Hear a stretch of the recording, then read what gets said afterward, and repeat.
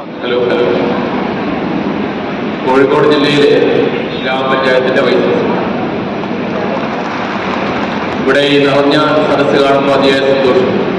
നിങ്ങൾക്കെല്ലാം ഇതുപോലെയുള്ള ഒരു അന്താരാഷ്ട്ര കോൺക്ലേവ് പങ്കെടുക്കാൻ അവസരമുണ്ടാക്കിയത് ഈ മിഷന്റെ കേരള സർക്കാരിനോട് പ്രത്യേകം അഭിനന്ദനങ്ങൾ അർപ്പിക്കുകയാണ്. ഞങ്ങളുടെ പഞ്ചായത്ത് 14 വാർഡുകളിലെ ചെറിയ പഞ്ചായത്താണെങ്കിലും ഒരു വാർഡിന് 2 എന്നുള്ളതിന് പുറമെ ടൗണിൽ 2 പേരും കൂടിയാകെ 30 ഹരിതകർമ്മസേന അംഗങ്ങളാണുള്ളത്. അതിൽ 70 വയസ്സ് കഴിഞ്ഞ അമ്മാളുവഴി മുതൽ 56 വയസ്സ് പ്രായമുള്ള ആൾക്കാർ ഉൾപ്പെടെ പ്രായഭേദമന്യേയുള്ള ആൾക്കാർ. ഞങ്ങളുടെ പഞ്ചായത്തിലുള്ള ഒരു മികവ് ഹരിതമിത്രം ആപ്പ് മുഴുവൻ സ്ഥാപനങ്ങൾ, മുഴുവൻ വീടുകളിൽ 100% അക്ഷരാർത്ഥത്തിൽ ആദ്യമായി കോഴിക്കോട് ജില്ലയിൽ നടപ്പിലാക്കിയിട്ടുള്ള പഞ്ചായത്ത് കുറ്റ്യാടി ഗ്രാമപഞ്ചായത്ത്.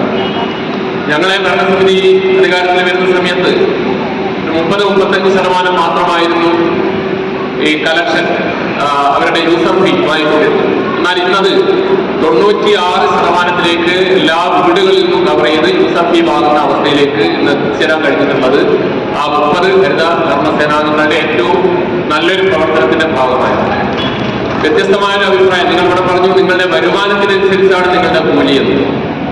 പക്ഷെ ഞങ്ങളുടെ ഹരിത കർമ്മസേനാംഗങ്ങളിൽ ഞങ്ങൾ 2 തവണ പഞ്ചായത്ത് ഭരണസമിതി ഈ ഒരു നിർദ്ദേശം അംഗീകരിപ്പിക്കാൻ ശ്രമിച്ചെങ്കിലും അവരാരും അംഗീകരിച്ചു.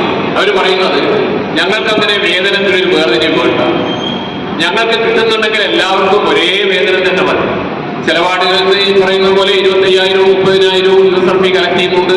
ചില വാർഡുകളിൽ 15,000-വും അല്ലെങ്കിൽ 10,000-വും ആയി പോകും. അപ്പോൾ അതിൽ ആ കലക്ഷൻ അനുസരിച്ചുള്ള വേതനം എന്നുള്ള നിർദ്ദേശം തള്ളിക്കളഞ്ഞുകൊണ്ട് എല്ലാവർക്കും ഒരേ വേതനം എന്നുള്ള ഉയർന്ന തൊഴിലാളി വർഗ കാഴ്ചപ്പാട് അവതരിപ്പിച്ചിട്ടുള്ള ഒരു ഹരിതകർമ്മസേനാംഗങ്ങളാണ് ഞങ്ങളുടെ കൂടെ.